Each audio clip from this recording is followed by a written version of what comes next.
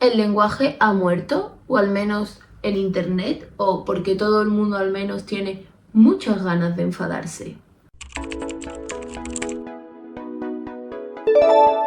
Hola, si no me conocen me presento, me llamo Lola. En mis redes sociales suelo hablar de libros, pero aquí en mi canal de YouTube tratamos temas mucho más diversos, así que en el vídeo de hoy me gustaría hablar de un caso que he notado que sucede muy a menudo cuando estamos en internet.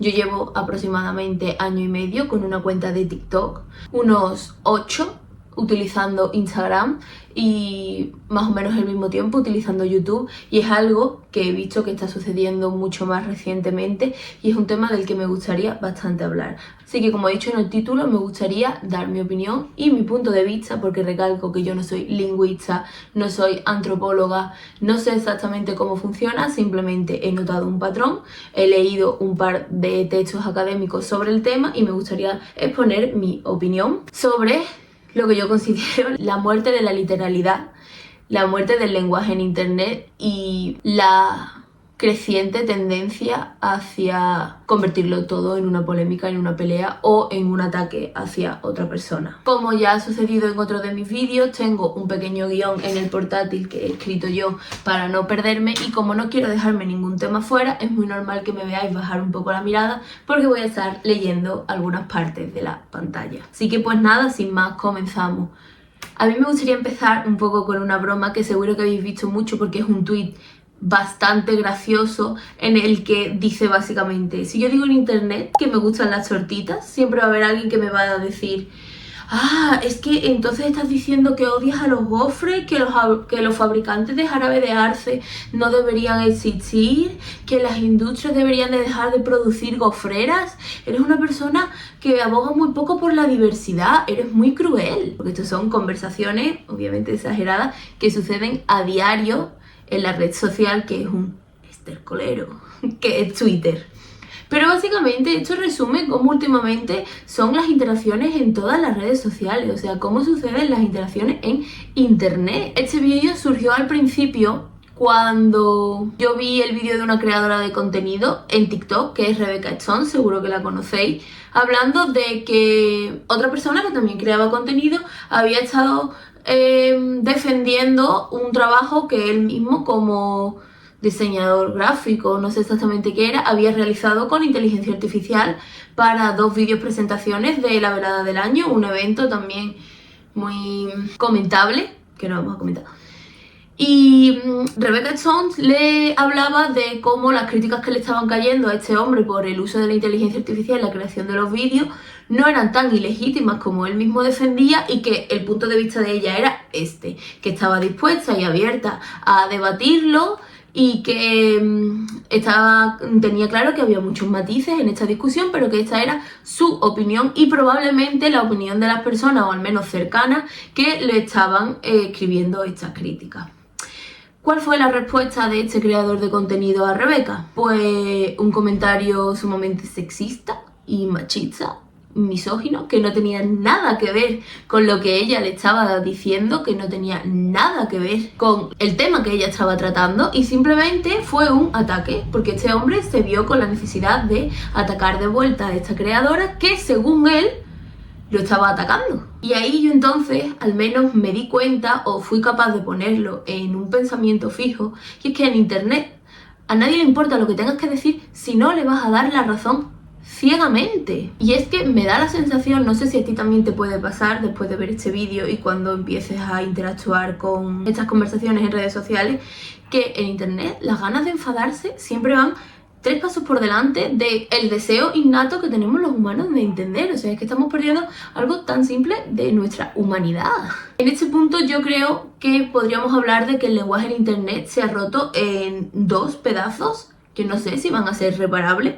Por un lado tenemos una literalidad malintencionada que busca la peor lectura posible de cada frase que pronuncie. Y por el otro, todo lo contrario, que es una falta absoluta de literalidad, donde conceptos gravísimos se convierten en memes de TikTok, en bromas. Estos conceptos se hiperbolizan y cada uno le da las palabras y el significado que le da la gana. entonces el lenguaje deja de comunicar. Estas palabras tan graves, tan serias, dejan de significar nada porque hemos centrado nuestros esfuerzos en enfadarnos con palabras que eran inofensivas. De esta forma, al primer punto de este vídeo he decidido llamarlo "Atacar mi idea es atacarme a mí" o "La muerte del principio de caridad". ¿Por qué ocurre esto? En mi opinión es porque hemos sustituido el debate racional por la lógica que tenemos, por ejemplo, con los equipos de fútbol. Es decir, existe un debate y tú eliges un bando y a ese bando te pegas y te adhieres y te vuelves fiel, pase lo que pase. Eso en un debate racional no tiene sentido. En un equipo de fútbol, por ejemplo, sí. En redes sociales, si alguien cuestiona tu postura o simplemente no coincide al 100% con tu matriz de opinión, es como que el ego no procesa esta discrepancia intelectual. O sea, lo procesa como un ataque directo. Y yo he estado leyendo que en filosofía de la comunicación existe un concepto formulado por Donald Davidson llamado el principio de caridad hermenéutica. Y dice algo tan básico como que para que la comunicación entre dos personas sea posible, debemos asumir por defecto que el otro es un interlocutor racional y que habla de buena fe. Si hay una persona mucho más experta que yo en este tema, por supuesto puede decirme y corregirme todo lo que estoy diciendo, porque repito, yo esto es solo algo que he entendido leyendo un par de textos y lo he usado para poder formular mi opinión. No soy experta para nada. Lo que quiero decir es que Internet ha dinamitado este concepto y lo hemos sustituido por el principio de mala fe. Así he visto que se usa en algunos artículos cortitos, que la verdad es que es un término bastante gracioso, ¿no? Principio de mala fe, todo el mundo. Hay que asumir que todo el mundo va a malas. Da igual lo matizado, lo educado, lo correcto o incluso lo amable que esté siendo tu discurso. Si hay una mínima rendija por la que retorcer las palabras para construir una acusación de superioridad moral, de elitismo, clasismo, la masa es a por lo que va a ir, la masa es lo que va a hacer. Va a retorcer nuestras palabras. Pasa a diario. Yo, por ejemplo, que estoy metida en BookTok, pasa a diario. Yo todavía recuerdo la tontería de polémica de que un chaval habló de que la existencia y la popularización de estanterías blancas estaba muy relacionada con el minimalismo y la sencillez era una cosa del capitalismo actual, no sé qué, y se acabó diciendo por ahí, nadie lo hubo pronunciado como tal, que habían dicho que las estanterías blancas eran clasistas.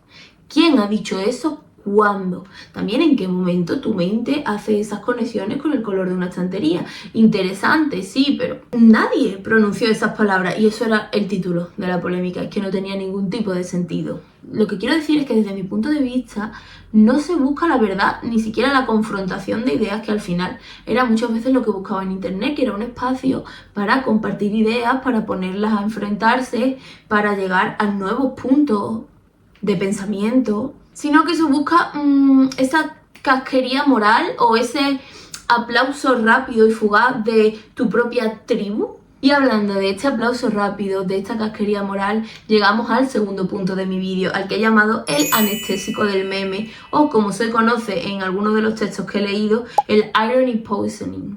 El irony poisoning. Pues por lo que yo he dicho, la mala fe es solo la mitad del problema. La otra mitad es esta anestesia irónica, de la que me gustaría mucho hablar porque es súper interesante. Así que primero me gustaría empezar con un pequeño ejemplo. Si sois de España, si no lo sois, seguro que lo tenéis en vuestro país o en vuestro contexto de otra forma, seguro que os ha tenido que salir un vídeo con la voz hecha con IA de un famoso, por ejemplo, cantando cierto himno con el sol de cara, que no sé si YouTube me va a dejar pronunciar estas palabras, pero entendedme, o famosos reconociendo que son de cierto no país, y es solo su voz hecha por IA, o sea, es un vídeo cómico. Se está utilizando estos conceptos, se está utilizando un himno nacional católico de una época de represión y dictadura de un país que acabó hace menos de 50 años, como broma. O se está utilizando el nombre y la nacionalidad de un supuesto Estado actualmente cometiendo atrocidades en partes del mundo y que es mediáticamente muy conocido, para tirar falso hate a un famoso porque es muy gracioso. O por ejemplo, la expresión cuando algo nos molesta o algo nos parece demasiado incorrecto, pero no sabemos decir por qué, decimos es espiritualmente israelí, porque es una broma sobre estética, es una broma sobre vestimenta, sobre comportamiento, y no es una palabra que lleva detrás un conflicto bélico importantísimo y un genocidio real. Y lo que yo quiero traer a coalición aquí un poco es que nadie comparte el primer meme que ves. Yo sé que el primero sorprende, a lo mejor ni siquiera hace gracia. Tampoco compartes el segundo, ni siquiera el tercero, pero ya el 15º meme del día, tu cerebro sufre lo que he visto que en lingüística se llama, de nuevo, corregidme si no es así, saciedad semántica. Y lo que en este tipo de artículos llaman envenenamiento por ironía, que es lo que yo he dicho, el irony poisoning. El sesgo de pertenencia que todos poseemos, porque si no, no tendríamos redes sociales, te convence de que o te ríes y formas parte de la broma, o eres un aburrido que no entiende el humor de internet y te quedas completamente fuera. Eres un pedante, eres un pesado, ¿qué haces repitiendo lo mismo? Es solo una broma. Pues aquí considero yo que reside un gran problema. El filósofo Jean Baudrillard lo explicó en Simulacros y Simulación. Voy a leer textualmente porque no me lo sé de memoria.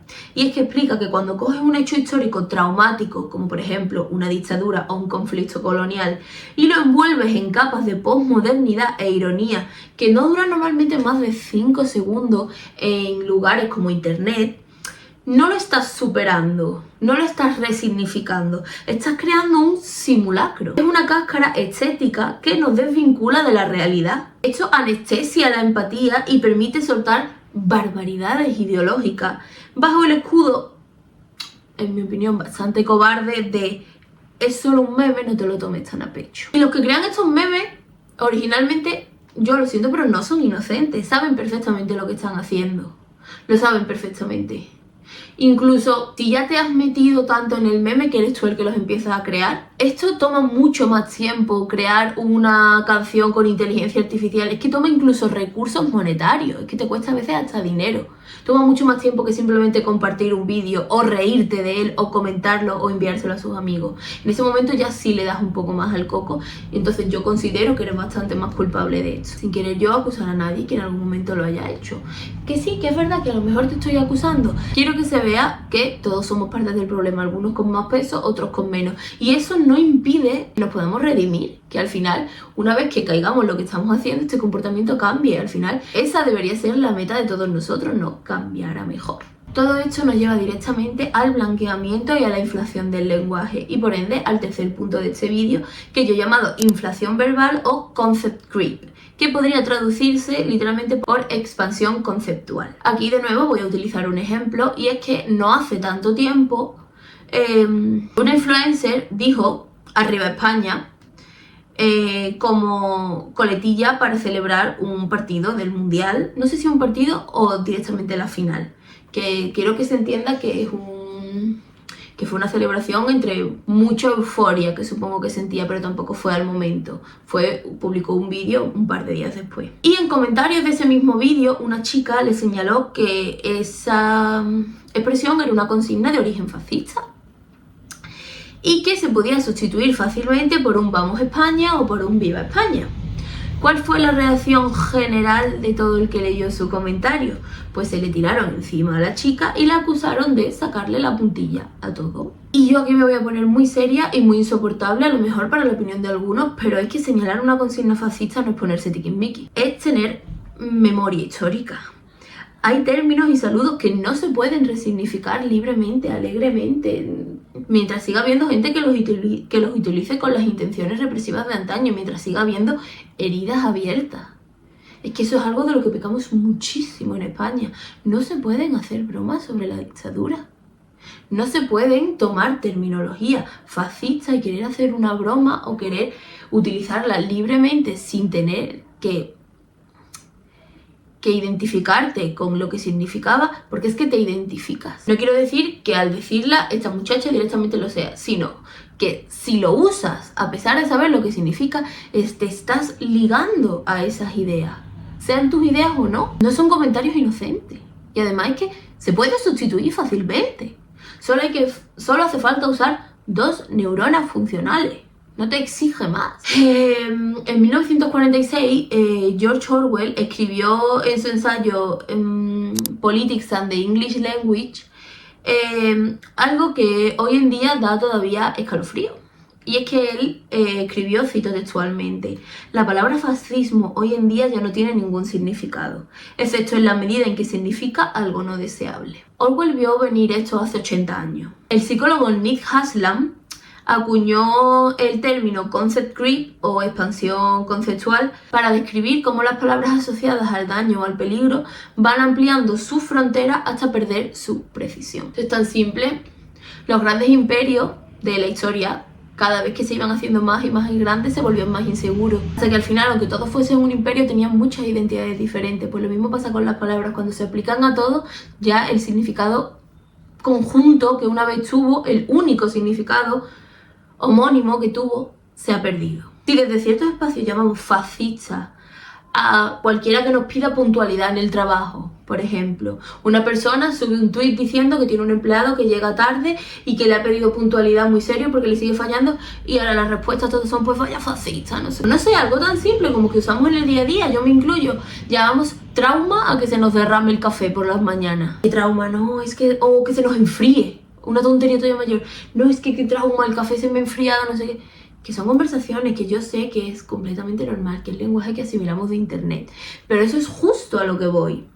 Se produce este descolorimiento semántico y es que el resultado de esto es demoledor.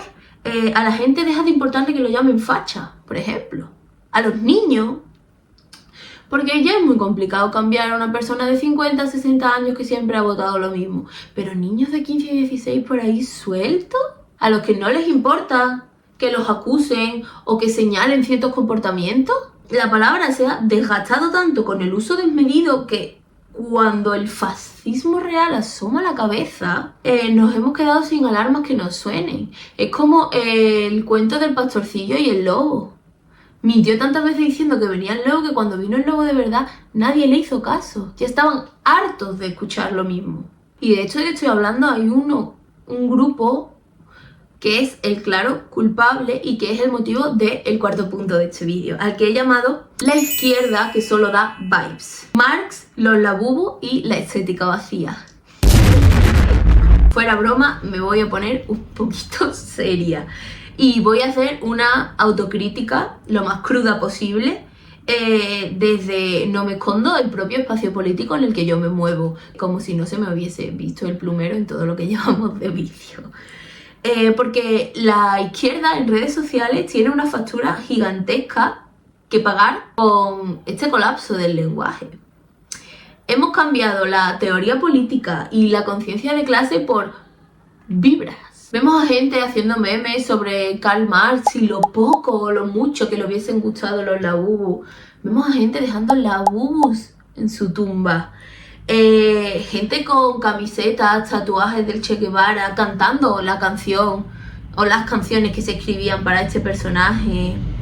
O incluso compartiendo posts que señalan a todos los que no comparten o no ayudan a diferentes causas internacionales, pero muchas veces esa misma gente te pone los ojos en blanco si les hablas del análisis del capital o la crítica estructural que tiene nuestra sociedad. Y yo muchas veces no sé si es porque genuinamente les molesta o porque es que ni siquiera lo entienden. Tú te has adherido a un lado político y has decidido no estudiar sus raíces, ni su conciencia colectiva, sus valores y su moral. Yo veo que hay muy poquita disposición a leer teoría y hay poco cuerpo en las manifestaciones reales. Incluso diría una incapacidad casi absoluta para revisar los propios sesgos de racismo, misoginia u homofobia cotidiana que tenemos.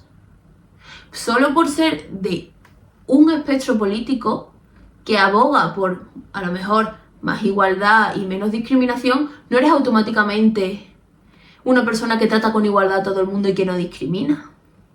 Tú estás luchando porque esto acabe y la primera lucha es contigo mismo. Yo diría incluso que se ha asumido la estética del cambio social sin asumir el coste intelectual y personal que requiere esta deconstrucción.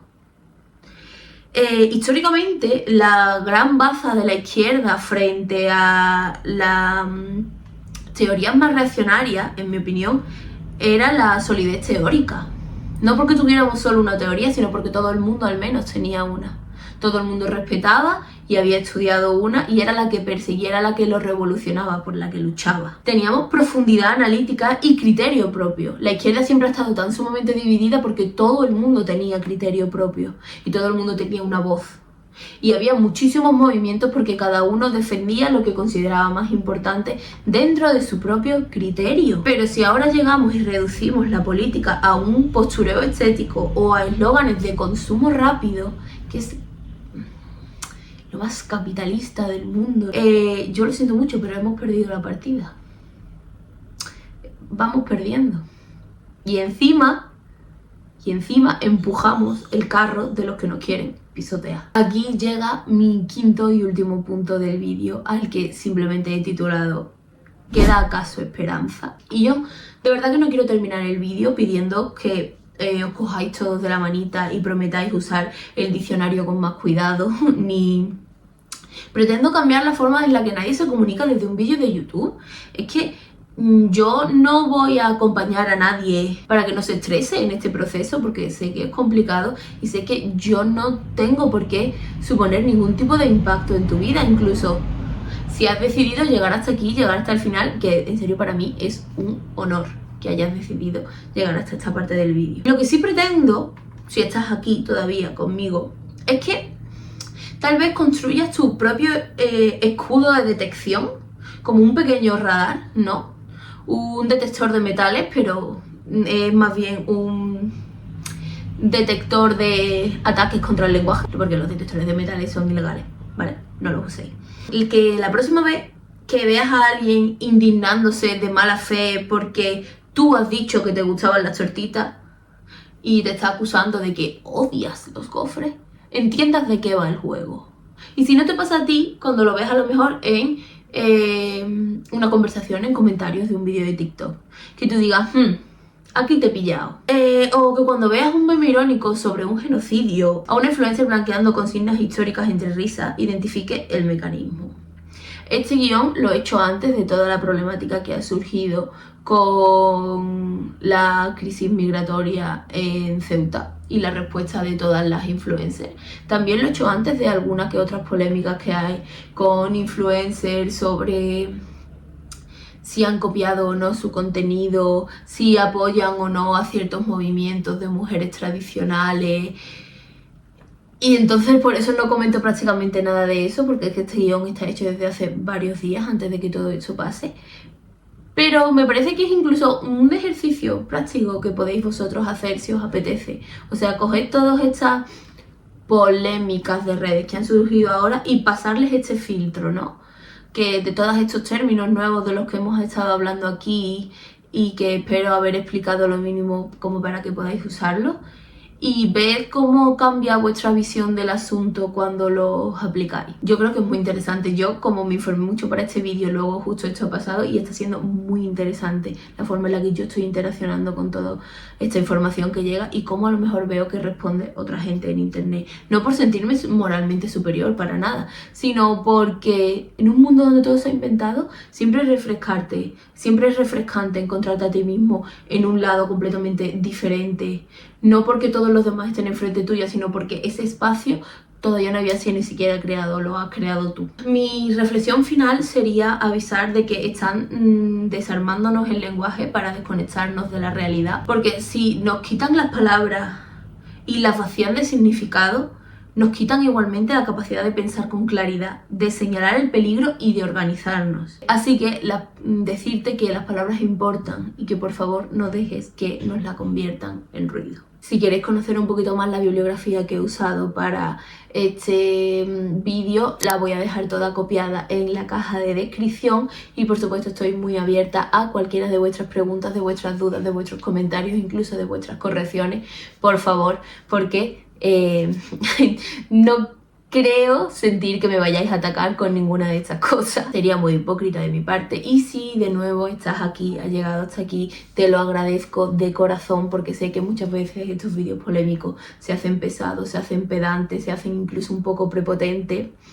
Y yo me he esforzado mucho, he buscado mucho para hacerlo y me hace mucha ilusión que solo una persona, o sea, que tú, si estás aquí, hayas llegado hasta este punto del vídeo. Me puedes seguir, si no me sigues, tanto aquí por YouTube como en mis otras redes sociales. Le puedes dar like al vídeo o compartirlo si te apetece, o no haces nada, tampoco importa.